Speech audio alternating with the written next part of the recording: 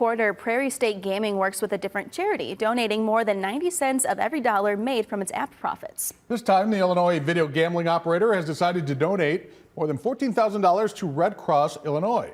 The donation will help here in Northwest Illinois and also throughout the state for various Red Cross operations. Next quarter, Prairie State Gaming says it will be working with the American Cancer Society. Last year we were kind of thinking about who we wanted to partner with, and of course we wanted to make sure that we got some really great organizations that people can really connect with.